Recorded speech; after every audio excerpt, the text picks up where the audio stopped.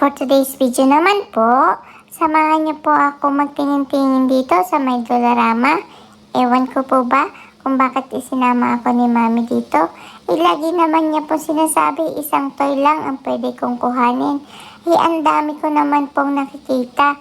At yun nga po, pumunta kami dito kasi kailangan daw po siyang bilhin. Kasi pupunta daw po kami sa may Silvan Lake. At isa nga po sa kinuha niyang laruan ay itong pwede kong laruin kapag naglaro kami sa buhanginan. Kaya ayan, patingin at paturo-turo na lang po ako. Ganon din si Kuya.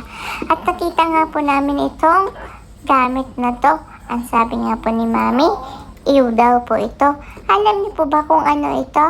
Ay, siguro alam niyo nga po ito. Pero wag po kayo mag-alala. Malinis pa naman ito, kaya lalaruin muna namin. Pero hindi ko po napigilan yung sarili ko.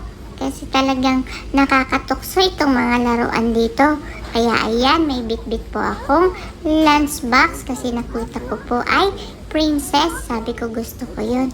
At pagpunta ko nga po dito sa sulok ay may nakita akong kapartner ng lunchbox ko.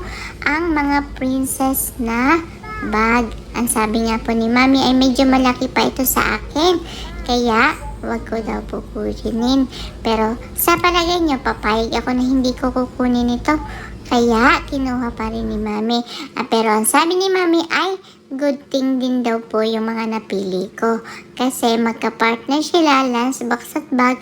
At the same time, may lagayan na rin po siya ng mga laruan namin ni Lily kapag nagta-travel kami. Dito na lang po ilalagay yung mga toys namin.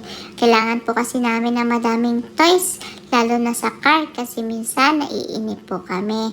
At pagdating nga po ng gabi, ayan, naglaro po kami dito ni Daddy ng roller coaster sa bahay. Ayan nga po, pina-experience sa akin ang roller coaster at talaga naman po nag-enjoy ako.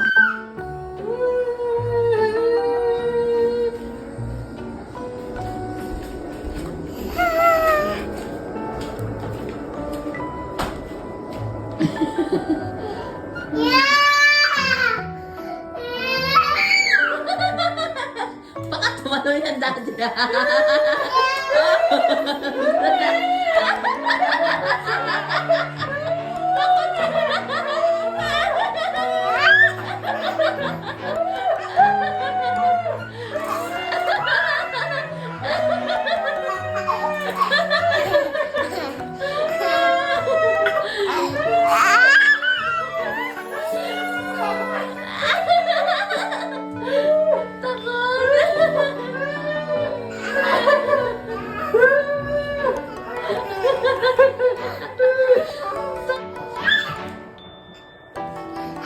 Gitna mo na lang siya.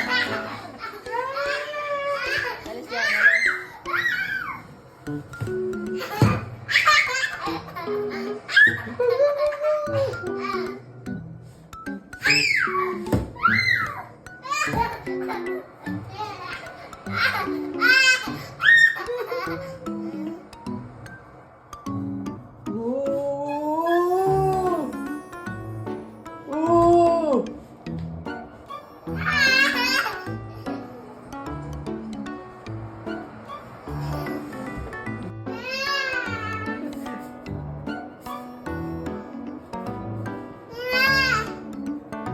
Go, go, go, go, go, go, go, go, go,